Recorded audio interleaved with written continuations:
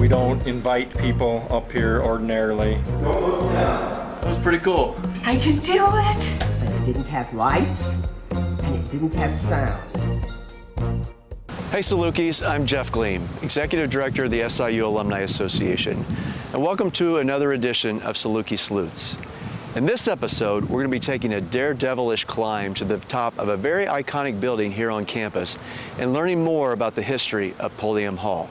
Here's Anna Toomey with more. A building with a voice.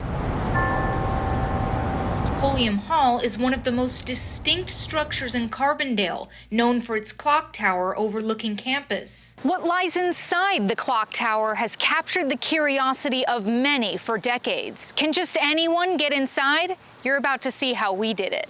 I'm Brian Gorecki. I'm an architect here. I've been here since about 1994. So we're here today to take a look at the clock tower, go up in the very top. It takes a number of stairs to get there from here. We're on the ground floor currently. Brian Gorecki leads us through hallways where decades of SIU history is preserved. So now we're on the third floor of Pulliam Hall, and we're about to enter the door that'll take us to winding stairs that'll eventually lead to the clock tower.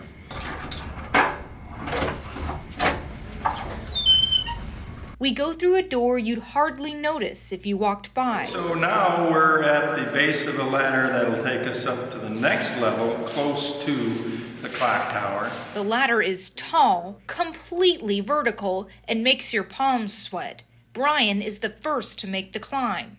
Don't look down. Taking it nice and slow. Yeah, it starts wobbling on you a little bit. You can do it. I can do it! Director of Communications Caleb Hale and Alumni Association Executive Director Jeff Gleam also make the climb. That was pretty cool. We continue on to the next level. Yeah, so Anna, we're now at the next level, closest to the actual clocks, which is what I like to call the window level in the tower.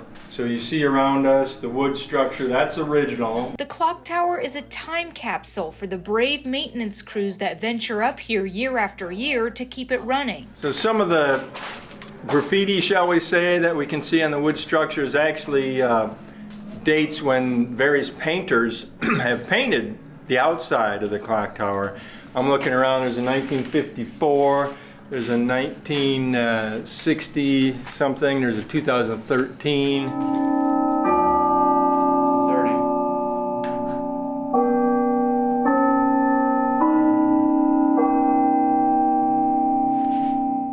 The sound of the bells is much more robust from inside the tower, encouraging us as we make the final ascent to the top, one that would take us up another vertical ladder, this time with no guardrails.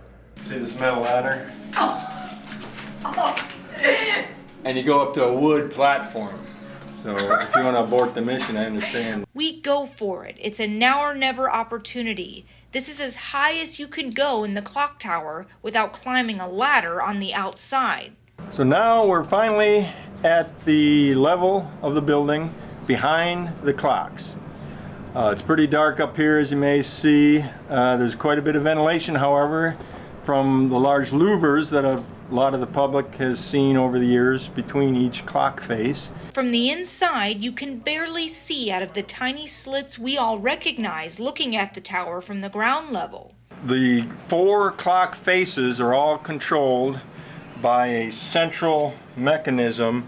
There's long gears and a long gear shaft connected to gears connecting the back of each clock face to the central control unit, and it's automated. Our journey into the tower included some interesting stops along the way. Brian says the clock tower is built to withstand natural disasters like earthquakes and even lightning strikes. So the clock tower has some lightning protection, much like most, I shall say, of the major buildings on campus.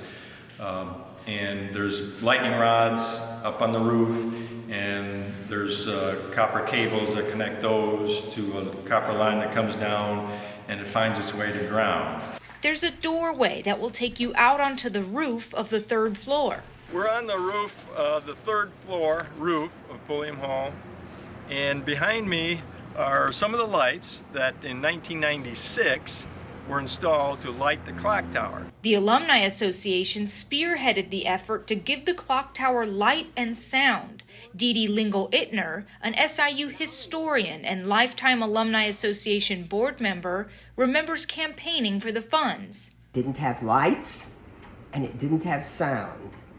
And it needed to be able to be seen and see, and it needed to be heard. The chimes were installed about the same time as the lights. An automatic system, and the speakers are up actually behind the clocks, in that tower behind the clocks.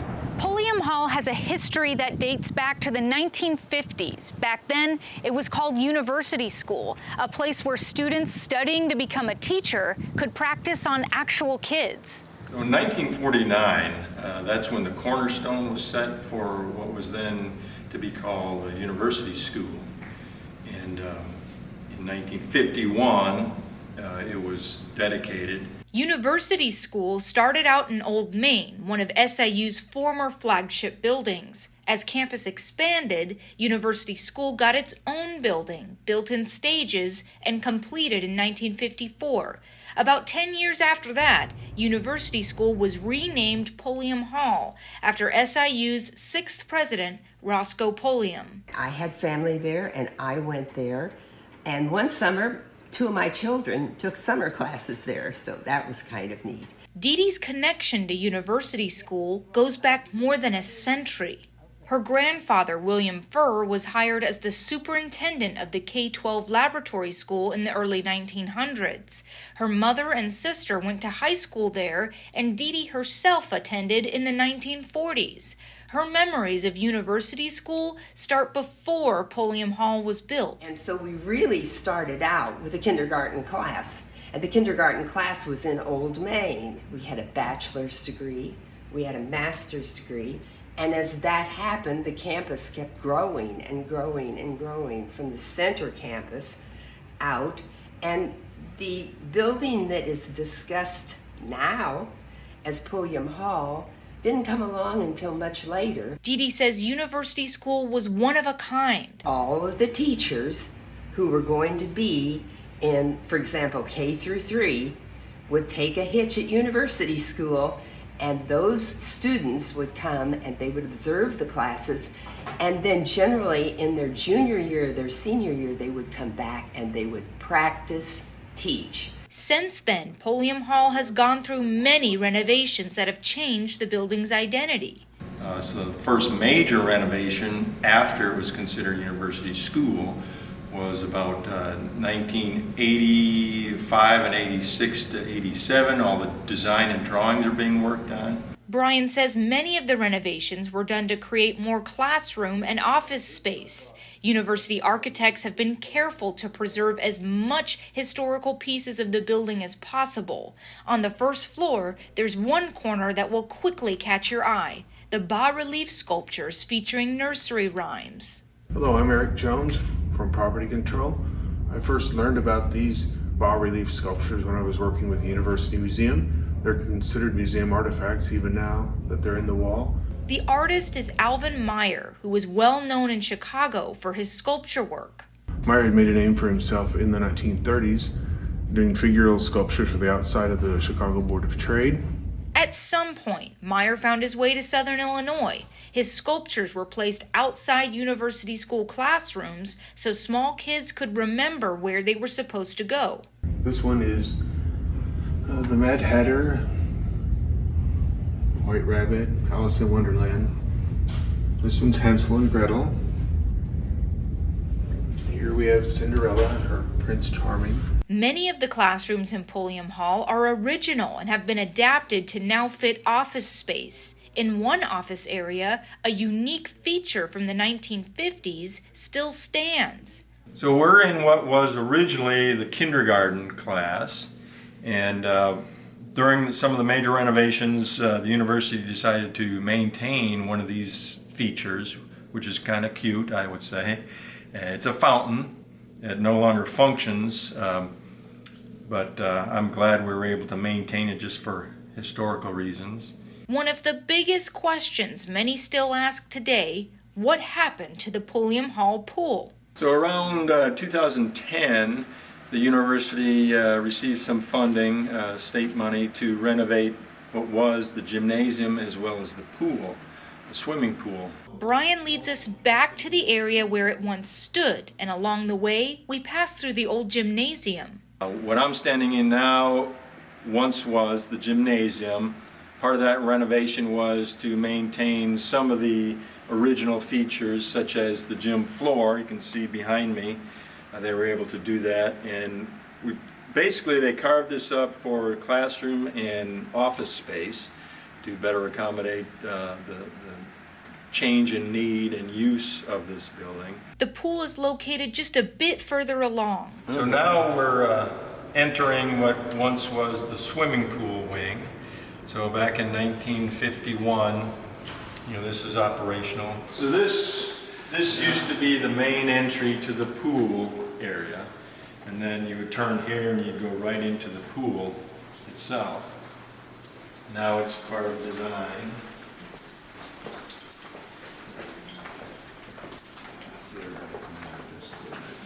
They created this nice lounge for the students and then studio space. Dee Dee remembers personally using that pool for swim classes. The one thing about the pool that was never missed, and this will appeal to the alums, female particularly, we had woolen swimsuits, and we had them for years, and they were itchy and scratchy. The university pool was there, and so that enabled all of us that wanted to get our beginning life-saving and our standard life-saving, and some of the kids even went on and did a third level of life-saving. Large parts of Furr Auditorium, which is named after Dee Dee's grandfather William Furr, were left intact. High school students at University School used to put on plays, shows, and more here. The stage itself is original as far as I know. We have refinished it and maintained it, replaced boards, etc. over the years. So I'm seated in one of the original seats in this auditorium, Furr Auditorium. So we maintained the cast iron structure, had it refinished, basically sandblasted and repainted. And then the original wood tablets are still intact. We refinished those. However, we were careful not to change some of the original scribing.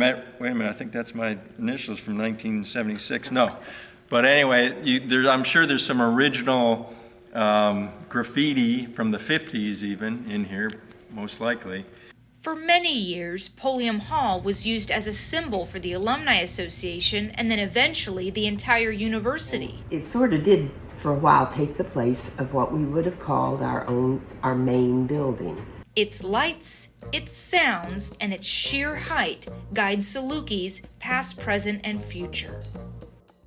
Well, that wraps up another edition of Saluki Sleuths. I hope you enjoyed this episode. I want to thank all the people who participated in this, our university experts. Please follow us on social media. If you have an idea, please send that to us as well. Until we meet again, as always, go Dogs.